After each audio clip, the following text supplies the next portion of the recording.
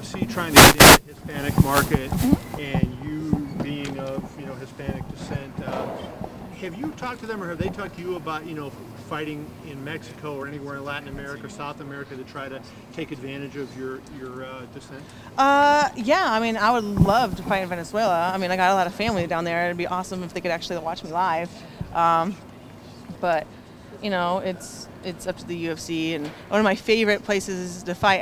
Rio is one of my lucky cities. I actually fought in the HBC arena, and I got my my world silver medal in judo there, and I won the Pan Am Games there. I always do really good in Rio, and so I've always wanted to fight there. So if I could ever have a fight in Brazil, I'd love to. But that's kind of what I miss about the judo days is traveling around, and yeah, I miss I miss South and Central America, man. It'd be cool to be able to go. I got family in Antigua and Trinidad too. If you just want to send me there, yeah, you want to send me to a nice little island, I wouldn't complain. Well, I guess that's a big, that's maybe the one area of the world where the UFC hasn't really made a lot of inroads in Latin America. And I know they're trying to use Kane as that. And I was just wondering, do you see that you could be influential there? You don't speak Spanish, do you? It was very difficult for me to learn English. I didn't speak English until I was like 6.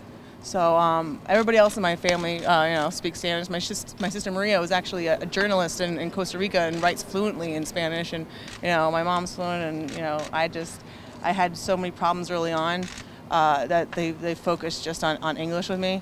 And so I would love to speak Spanish. I would love to be bilingual, but speech was always a struggle for me. And I'm happy I can talk it all, but I try to learn. But I don't really absorb very well.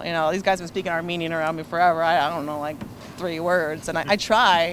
It's just I don't know. Maybe I should give Rosetta a try or something. So much of the focus coming into this fight has been about your quick turnaround and your decision to do that. During this process, has there been any regret at all of thinking that maybe this wasn't the right call for you? No, I think it's actually better. I think it's more of an advantage for me fighting 56 days after my last fight than Sara fighting 10 months after hers. I mean, if you think about it, this would never happen in boxing. You would never see two guys fighting for a title with one guy having a 10-month layoff. No promoter would let him do that just because they'd be so worried about ring rust. They would have him have a tune-up fight first and then fight for the title.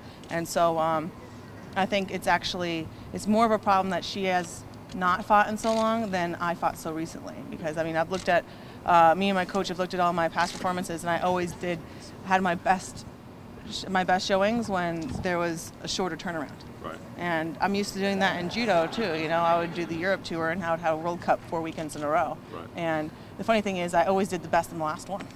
Yeah. Even before either one of you was in the UFC, I heard a lot of people that always said Sara has the type of stylistic matchup that would be problematic for Ronda. Do you agree with that assessment, that whether or not she can pull it off and execute it, that it's her style, that it's the way that she fights that would be most problematic for your style? Well, I don't want to give anything away, but everybody presents their own unique problems, and she brings her own unique things to the table. And people have tried a bunch of different ways to approach me and approach a fight, and I always expect that they're going to come out with something different. And so we'll see whatever different ideas that they have, but we pretty much focus on not so much what the other person's weaknesses are, but we focus on what my weaknesses are and do everything that we can to close them for the whole camp. The more the focus is on me and making it so whichever approach that they have, we have an answer to it. Instead of really worrying about how I'm going to catch her, we kind of more spend time on how I can make myself uncatchable. Yeah. Where do the ping pong balls factor in there? What does that help shore up? It's a lot of hand-eye coordination, and he purposely throws them up in the lights, so I have to look through the lights and catch it. Which is really helpful on fight night because you have those bright lights in your eyes, and it just kind of helps to make you adjust, and it's fun. So I think that having fun when you're training is important. Something that I know is you're working now with Shayna Baszler and Justin Duke. Did you discuss any of the aspects of Shayna's fight with Sara McMann and ahead of your own? Yeah, we talked about it with her. I was more interested in the personality stuff with McMann than the actual fight. We could all watch the video, and Shayna could tell us. Shayna could tell us her impressions and everything, but I think personality matters the most in a fight, and so that kind of insight that Shayna could give me was the most helpful, I think. What did you dissect? Oh, sorry, go ahead. That's okay. I don't want to give anything away. Sorry. I guess can you elaborate on what it means though, as far as maybe not specifically to her, but when you say that personality, is it because you think you can glean how they'll react or how they'll be in certain situations? I mean, why is that so important to you when breaking someone down? Yeah, it just tells you what their tendencies would be.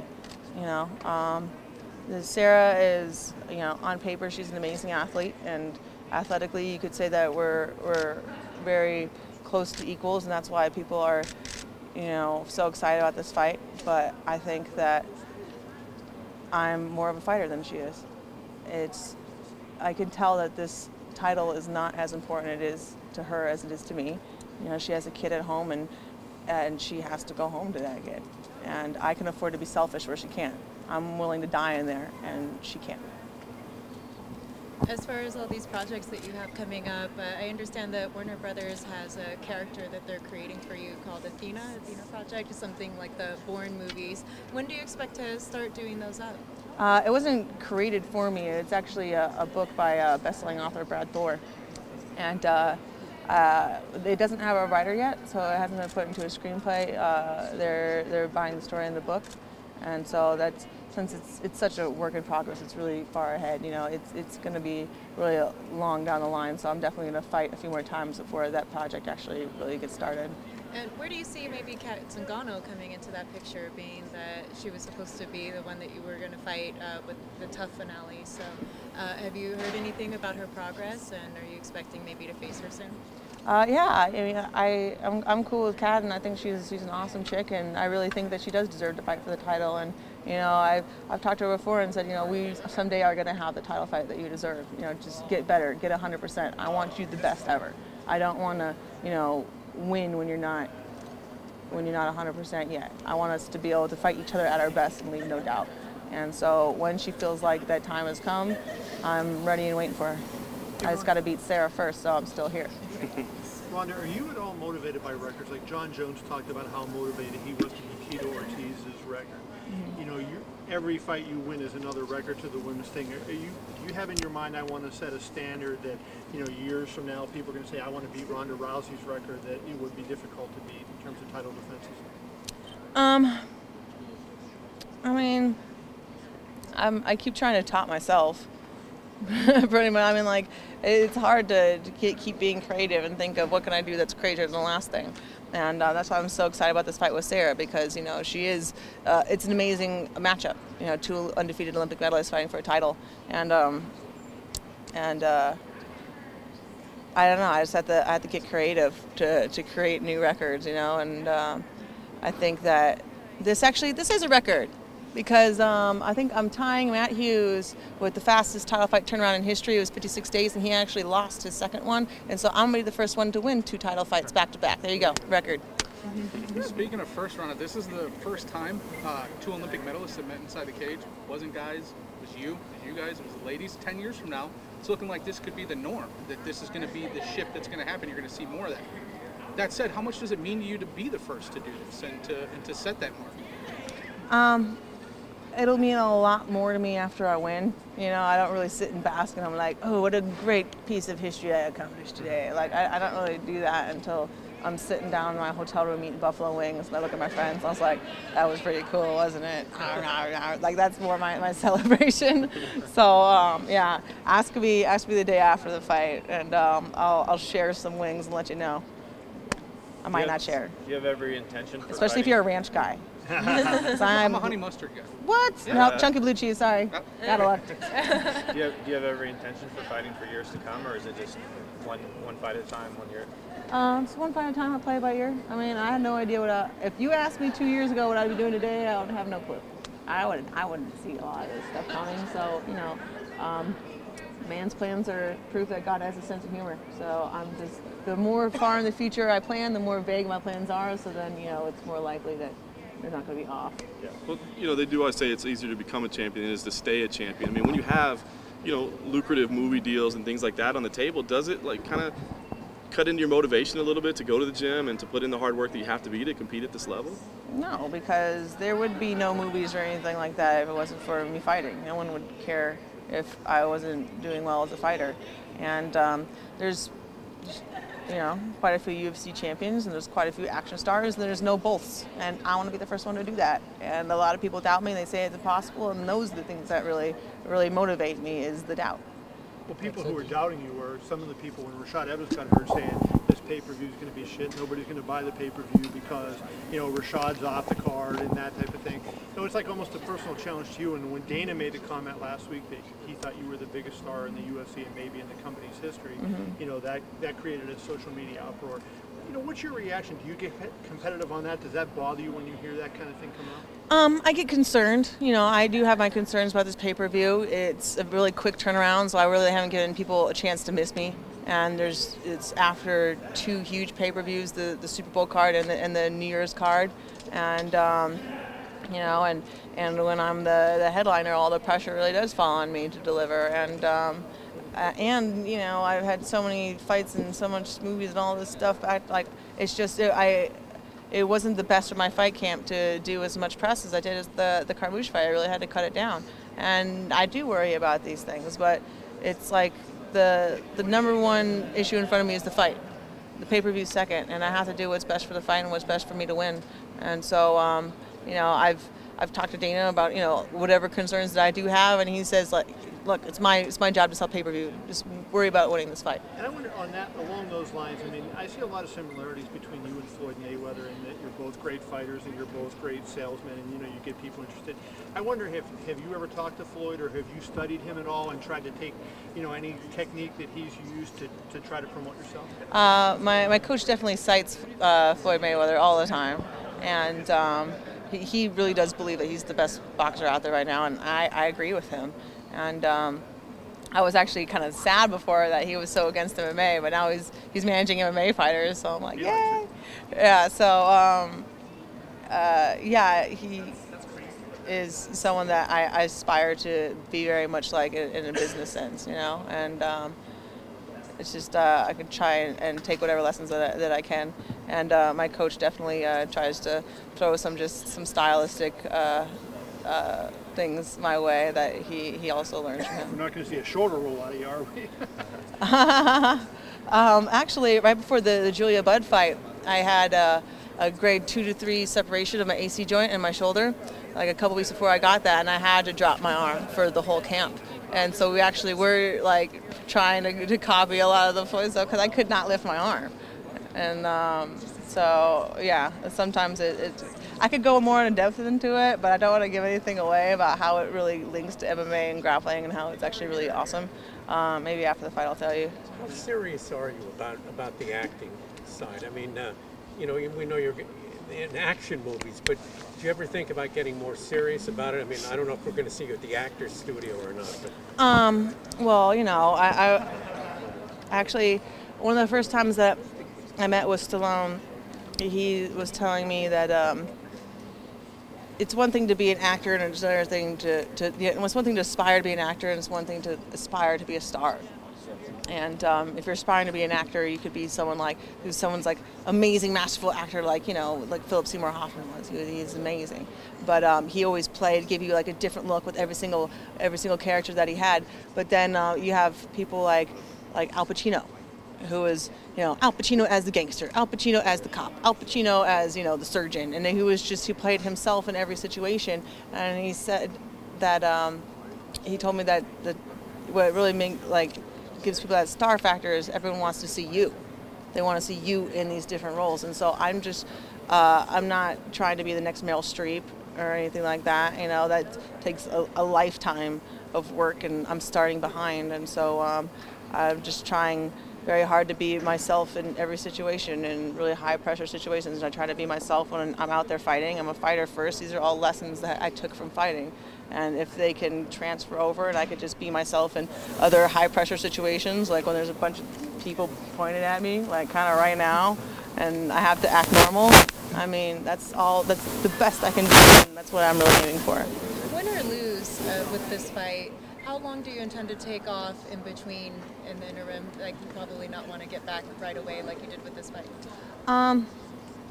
Dana gave me a very generous, amount of time that I could take off, but I'm probably not going to take that long. You know, I mean, it depends on when when the company needs me and when I really feel like getting back. But I mean, my best hypothesis is probably late summer. Speaking on the promotional front, kind of being yourself, 157, you debut, you carry women's MMA into the UFC, you play the heroine, next fight's Tate, and you kind of take over the role of the heel. Mm-hmm. So you've played the good girl, so to speak, and the heel. Do you have a role that you prefer more? Do you not really think about it that much, or you just adapt to each situation? I never pretended to be a good girl. I didn't say pretend, I said you were the good girl. Or did I say pretend? You said played. Played, okay. You think I'm playing you right now? No comment, not at all. Okay. Well, you know, I just try to be myself, and what people want to portray, they'll put out there. Whatever is best for the fight, whatever Gotham City needs, I'll be. You know, but it's so you're not. Batman.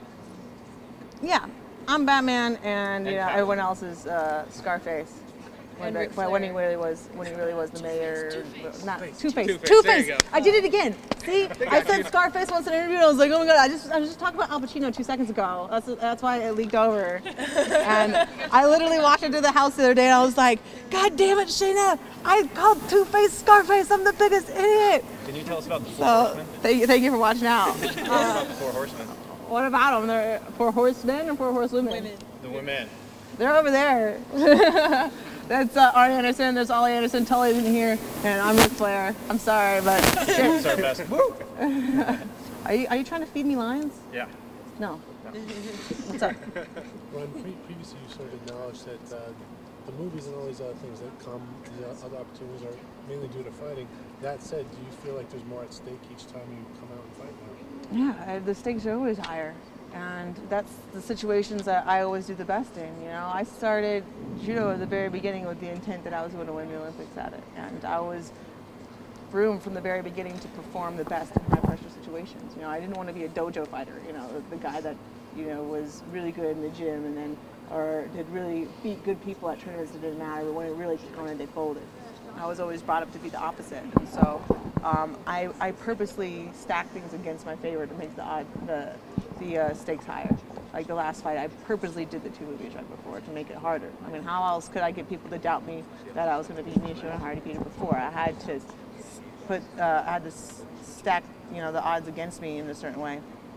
And with this fight too, I had to do the quick turnaround. It's what makes it more difficult, and it seems more impossible. And after I beat Sara, I mean, it'll be hard to come up and keep being creative and thinking of something else to make it even harder. But I'll try. Well, you're watching pro wrestling now. You do a handicap match. Mm-hmm. Do a handicap match, 2-on-1. Good luck with athletic commission in that one. Oh, yeah. Hey, Ronda, Commission's always getting. when you looked, when you were young girls, swimming was your thing with your dad, and then, judo was the thing with your mom. Is in any way acting sort of your thing of independence? This is my thing, where it doesn't have ties to anybody else. It's something you found and you're doing on your own? No, I think MMA was more of that. Okay. Because when I said I want to do MMA, all my judo coaches told me I was, they told me to go screw myself, and my mom told me it was the stupidest thing she ever fucking heard. That was her exact line. She said, professional fucking crocheting doesn't exist, like I wouldn't support that either. Not that I don't think you wouldn't be great at it, but you're not going to make any money off of crocheting, and that was kind of the thing, or it was, very much me versus the world, and I wanted to prove everybody wrong, and that's what really made me motivated. I made it into my thing. The acting stuff just kind of really happened organically, and that one's more, me against all the MMA fans that hate me. I've just I've made this imaginary group of people into my villain now. Can I follow up on that one thing? At the end of the Olympics, when you got your medal, you were interviewed, and I saw where you said you were asked if you would do MMA, and you weren't sure, and they mentioned Manny and Roman that had gone into it, and you weren't sure you were going to do it. What put you over the edge? Like, why did you decide to do it after being undecided at the Olympics? Well, it's funny. Before the Olympics, I would secretly already think about it. After I saw Gina Carano fight, I would secretly already think about it, and it was too stupid to ever mention, and I would get shot down. I knew if I said anything like it. I remember actually being in Wakefield, Massachusetts, and walking over to Home Depot where I was a cashier, listening to my headphones, thinking about what it would be like to be an MMA champion, and then I was just like, oh, this is so stupid. I tried to push it out of my mind. And it was just kept eking in, and it got to the point that when I took my year off after the Olympics, and I was grappling just for fun, and I was getting really used to doing no-gi and actually really liking it. And I was liking it in a way that I forgot that I enjoyed judo. You know, I kind of stopped enjoying judo after a while, and I really found that enjoyment in grappling again. And I think it was also me not winning the Olympics. It left me still like, I was happy and I got closure and I was satisfied with my judo career, but there was still something missing that I hadn't quite made it. And that's why I really believe a lot of the worst things in your life come from the best things. And I thought it was the end of the world that I didn't, you know, when I lost in the quarterfinals, and I knew I wasn't going to win the Olympics that year. And I knew in the back of my mind I didn't want to go back. And now I see why, and I understand. Because can I just finish? Because you won a bronze and not a gold, do you display it? Does it mean as much to you? I mean, you know, is it out somewhere where you can see it every day? Oh no, I hide everything in my house. Like my medal, I lost my medal like 7 times. I really did. I did. I left it in a bar a couple times. So after the Olympics, I was like, I never got to drink, and so I realized like, hey, people give me free drinks, so I go out with my medal, and oh my God, there was so many times I woke up in the morning, I was like, where's my medal, guys? And a friend of mine actually woke up like on an airplane and reached his pocket, and he was like, hey, look at that, it's a medal. Like, yeah, I just. I don't know. It's just stuff. It's I wouldn't even be upset if I lost both lost both my medal and my UFC belt and I didn't have anything physical there, because it's just stuff. You can get those made. You know, it's what it stands for that actually means something. So even if it was gold, you wouldn't have cared then? I mean, No. Wouldn't have raised the level? If I won an Olympic gold medal and I lost it the next day, I'd have been like, whatever. Like the gi that I fought in, if I was wearing my medal under my clothes when I left the arena, and thank God I was, because the gis I fought in, all my stuff, like my podium sweats, everything was in the back of some taxi that drove off in China, and I never saw it again. And I was like, oh look, my stuff. Okay, let's eat. You know, like it's just stuff. Interesting. Thank you. No problem. Thanks, gang.